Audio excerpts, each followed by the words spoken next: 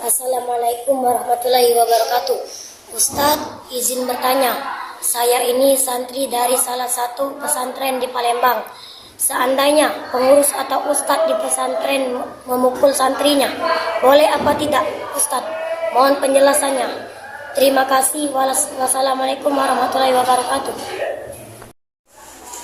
Assalamualaikum warahmatullahi wabarakatuh. Ustadz, izin bertanya, saya ini santri dari salah satu pesantren di Palembang. Seandainya pengurus atau ustadz di pesantren memukul santrinya, boleh apa tidak, Ustadz? Mohon penjelasannya. Terima kasih. Wassalamualaikum warahmatullahi wabarakatuh. Assalamualaikum warahmatullahi wabarakatuh. Ikhwana dan muslimin yang dimuliakan Allah, di dalam video tersebut adalah salah satu santri yang ada di pesantren di Palembang yang bertanya tentang masalah boleh atau tidak seorang muallim atau pengurus pesantren atau satu lembaga memukul santri yang berada di lembaga tersebut. Kalau saya lihat di beberapa referensi, seorang pengurus atau seorang muallim atau seorang pendidik itu boleh memukul santri yang berada di lembaga tersebut dengan beberapa kriteria, dalam artian dia harus mematuhi beberapa syarat-syarat yang ada. Pertama, tentang masalah banyaknya dia memukul berapa kali, kemudian tentang masalah cara dia memukul, kemudian tentang masalah bagaimana di tempat mana dia memukul. Kalau sudah mematuhi hal-hal tersebut atau syarat-syarat tersebut atau ketentuan-ketentuan tersebut, maka seorang muallim atau seorang pendidik ini boleh memukul seorang santri atau seorang pendidiknya. Karena kalau kita lihat banyak dari satu lembaga atau ada sebagian lembaga itu yang mereka di dalam menerapkan ta'dzib atau mentakzir itu tidak memenuhi ketentuan yang di dalam syariat itu diperbolehkan. Semisalnya memukul berlebihan sehingga santri yang dipukul itu menyebabkan dia luka yang sangat parah atau yang selainnya. Kalau kita lihat di dalam kitab Al-Mawsu'ah Al-Fiqhiyah, di sini ada keterangan yang menjelaskan ad-darbuh lit-ta'lim, yaitu memukul karena mendidik. Lil muallim yadarbus sabi alladhi yata'allamu 'indahu lit-ta'dibi. Seorang muallim itu boleh memukul anak yang dititipkan kepadanya untuk belajar kepadanya. Wa bi tatabbu'i ibaratil fuqaha'i yatabayyanu annahum yuqayyiduna haqqal muallimi fi darbis sabi al-muta'allimi biquyudin minha. Ulama fikih atau fuqaha itu di dalam bolehnya seorang muallim atau pendidik di dalam memukul seorang muta'allim atau anak didiknya itu memberikan beberapa syarat-syarat atau memberikan batas-batasan yang harus dipenuhi. Yang pertama, ayyakuna ad-darbu mu'tadan lit-ta'limi kaman wa kaifan wa mahallan. Pertama, dia harus memukulnya itu harus yang memang lumrah, dalam artian memang sekadar dia memukul untuk ta'lim, baik dia jumlah atau caranya atau tempatnya. Misalnya banyaknya tidak boleh lebih dari 3 kali, kemudian caranya ya seperti biasa, tidak terlalu kuat, yang memang untuk dita'dib di dalam dia memukul. Kemudian tempatnya misalnya tidak boleh di muka atau yang lainnya. Ya'lamul muallimu al-amna minhu, yang mana muallim ini tahu atau pendidik ini tahu atau seorang pengurus ini tahu ketika dia memukul, maka muta'allimnya ini atau yang dipukul ini atau orang yang dididik ini atau anak yang dididik ini ketika dipukul aman dengan pukulannya tersebut, tidak terjadi apa-apa. Wa yakunu darbuhu bil yadi la bil 'asa, dan ketika dia memukul harus dengan tangan, tidak boleh dengan 'asa itu dengan tongkat atau semacamnya ya. Walaysa lahu ayujawiza as-salasah, dan tidak boleh dia memukul lebih daripada 3.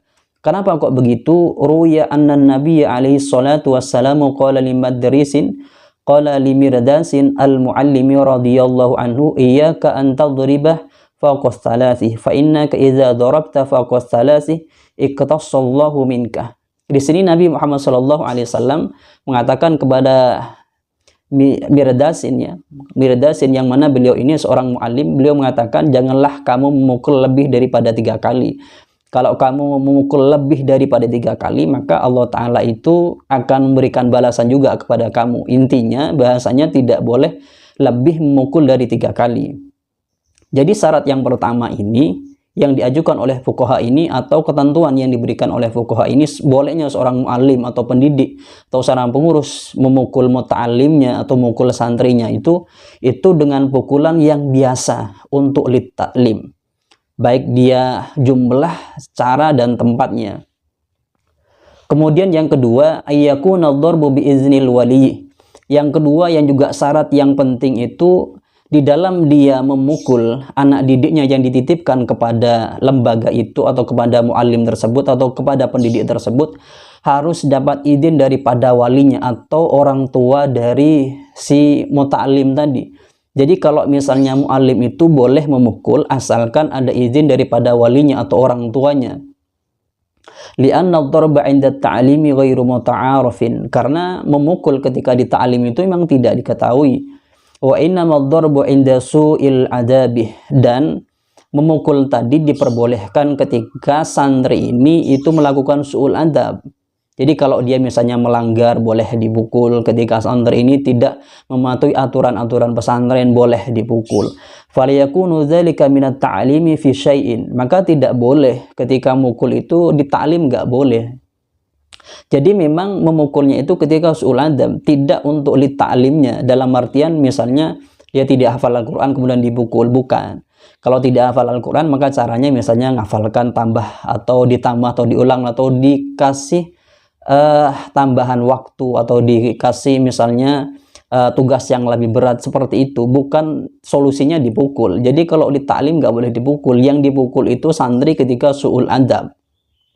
Ini yang perlu jadi catatan, sebab banyak di satu lembaga tuh, ada sebagian lembaga itu ketika menerapkan satu ta'zir memukul itu karena ketika santri itu li ta'lim, padahal tidak boleh.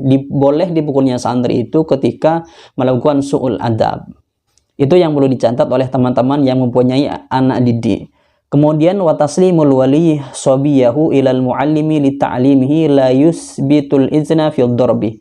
Dan ketika seorang wali atau seorang orang tua menyerahkan anaknya kepada seorang muallim untuk dididik, ini bukan juga izin untuk boleh memukul.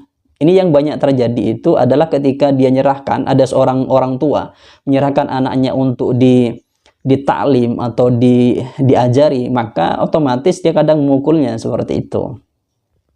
Falihada laysa lahu darbu, maka tidak boleh memukul, sebab dengan memberi izin untuk ditaklim bukan berarti beri izin untuk dipukul. Illa ayyadzana lahu fihi nassun, kecuali memang ada nas dari orang tua atau seorang wali tadi untuk memukul anak tersebut atau muta'allim yang diberikan oleh walinya atau oleh bapaknya kepada si muallimnya tadi.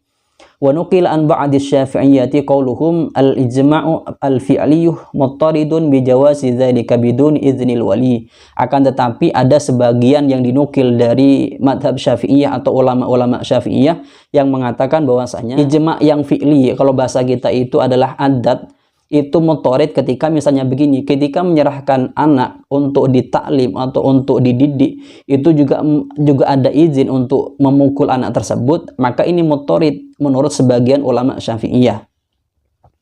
Akan tetapi bolehnya dipukul ini tetap mengikuti ketentuan yang disebutkan tadi, yang memang tidak boleh lebih daripada ketentuan yang mu'tadan atau yang kebiasaan untuk li ta'lim, tidak lebih dari itu. Kalau lebih dari itu maka tidak masuk di dalam sebagian pendapat madhab Syafi'iyah ini yang mengatakan bahwasanya boleh untuk dipukul. Tetap di sini mengatakan harus mengikuti ketentuan-ketentuan yang telah disepakati oleh fuqaha.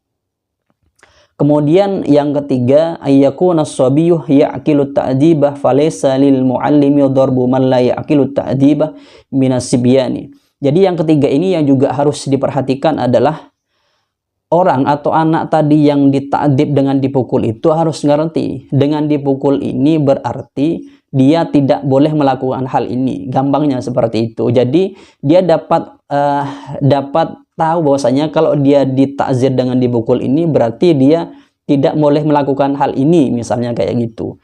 Kalau bagi anak yang tidak ngerti tentang masalah hal itu atau yang tidak mempunyai pikiran ke sana, kalau dipukul ini adalah untuk litakdib, maka tidak boleh seorang muallim itu untuk memukul muta'alimnya atau anak didiknya. Jadi ini juga harus diperhatikan karena kadang ada di sebagian lembaga itu memukul anak itu tidak memilah mana yang bisa ngerti tentang masalah dia ini adalah ketika dipukul itu ada artiannya lita'dib dengan yang tidak, itu semuanya disamakan. Padahal di dalam syarat yang dikemukakan di dalam kitab ini atau oleh fuqaha itu salah satunya adalah anak tersebut kalau dipukul atau ditakdib dengan dipukul itu harus ngerti kalau dipukul ini berarti dia tidak boleh melakukan hal ini atau dia ini melakukan kesalahan. Ini bisa disimpulkan bahwasanya seorang muallim atau seorang pendidik itu boleh memukul anak didiknya, boleh memukul santrinya, tapi dengan kriteria yang telah disebutkan tadi, yaitu dengan semisalnya dengan yang memang pukulan yang biasa, tidak lebih dari 3 kali, dan ketika dia mukul memang dia ngerti bahwasanya atau dia yakini bahwasanya kalau dipukul anaknya ini tidak akan apa-apa. Kemudian pertanyaannya juga, bagaimana misalnya ketika dipukul anak tersebut meninggal? Maka kalau dengan pukulan lita'dib, maka ulama fuqaha itu berbeda pendapat. Kalau pukulannya lita'dib, arti dalam artian ya biasa-biasa saja kemudian meninggal, maka ulama fuqaha itu berbeda pendapat. Akan tetapi kalau misalnya melebihi dari ketentuan tadi, maka sepakat dari fuqaha ini atau 4 madhab ini mengatakan bahwasanya itu harus doman. Jadi kalau seorang muallim itu atau seorang pendidik itu atau seorang pengurus ketika memukul di atas rata-rata seorang ta'lim atau mukul di atas rata-rata ta'lim, maka dia harus doman menurut kesepakatan dari 4 madhab atau dari fuqaha. Kalau ngikuti pendapat dari Imam Syafi'i atau dari madhab Syafi'iyah, meskipun mukulnya itu lita'dib, kalau dia meninggal maka tetap harus doman. Jadi harus si muallimnya atau si lembaganya ini atau si pendidiknya ini harus bisa mengganti semua apa yang memang harus diganti atau menjadi kewajibannya. Jadi kita harus hati-hati di dalam kita mendidik, usahakan sebisa mungkin tidak memukul anak didik kita, karena kalau kita itu sudah memukul biasanya nafsunya itu yang lebih dikedepankan, bukan lita'dibnya yang dikedepankan. Mungkin itu yang bisa kami sampaikan. Semoga video ini bermanfaat dari kami. Wallahu a'lam bishawab. Assalamualaikum warahmatullahi wabarakatuh.